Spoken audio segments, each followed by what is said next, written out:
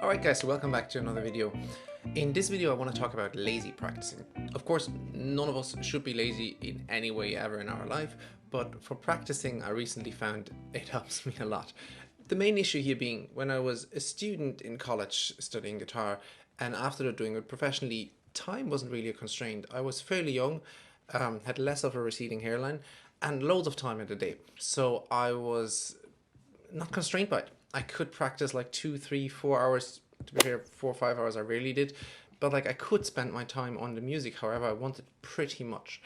Due to the whole situation in the last year for musicians, I had to find another job, so my time is hugely constrained, which forced me to practice a bit more efficiently and combine certain things. And I felt when I thought about that, it's something worth sharing, because even if you're not that time constrained, it helps you. And also, to be fair, most of us aren't professional musicians, so there might be something for you in this.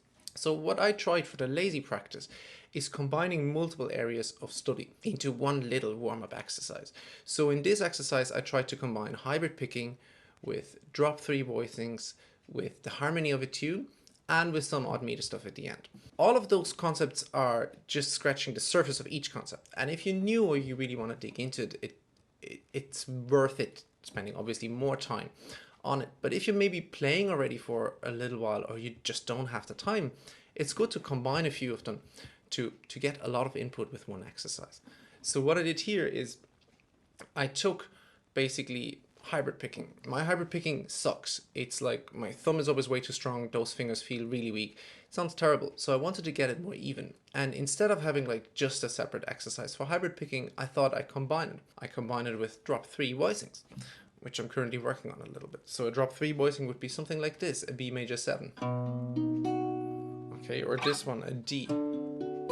And the clued ins in the audience already know where this is going. If it's B major 7 to D7, I'm sorry about that.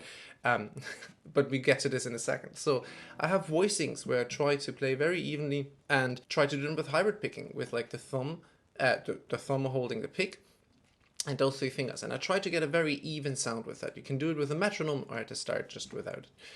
And by doing drop 3 voicings, I already have a second angle there. It's not just the right hand. Suddenly I'm like, okay, voicings. How do I do this thing here? Where do I move? You could do inversions. You could do all of kinds of things with those voicings. I decided to combine another thing, which is learning a tune. So with those first starting chords, some of you may already guessed it, it's going to be the harmony of giant steps, which is a tune I'm always kind of working on a little bit on the back burner just to keep me sharp and thinking, because there's a lot of moving harmony in it. So you could do hybrid picking through the chords of giant steps, where you go like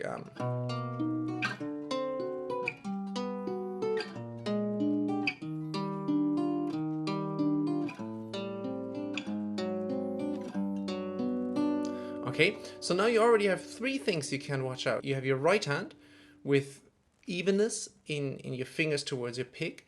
You have drop 3 voicings. You have to know what that is and you have to be secure in them. And now you're also kind of learning the form of a tune. So we're getting a lot of value out of this already.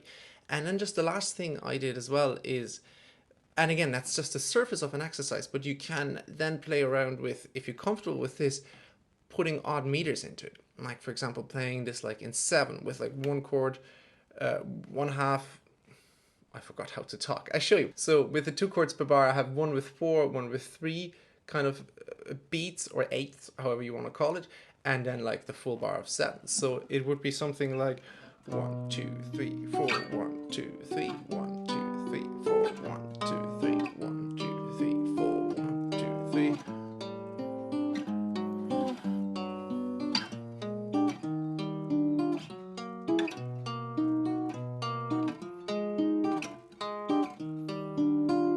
Okay, and you already hear I'm still practicing this, but you get kind of 4 things. You have hybrid picking, you have drop 3 voicings, you have a tune, doesn't have to be giant steps, can be anything, and you have odd meters. If you, like me, have a bit of time constraints and want to capture a lot of things in a reasonable amount of time, I always try to combine a thing. Like if it's a technical exercise, try to do it over a tune or a set of harmony you're working on. If it's voicings, try to use those inversions over a tune.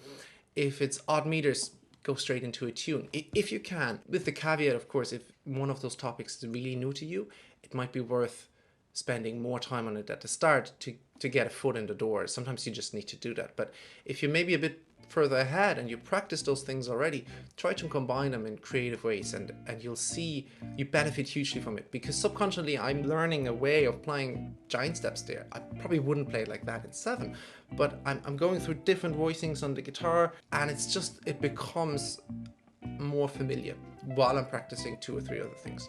So I hope this helped you being a more lazy practicer in the future, and if you enjoyed this video, check out the other ones. I see you soon. Cheers.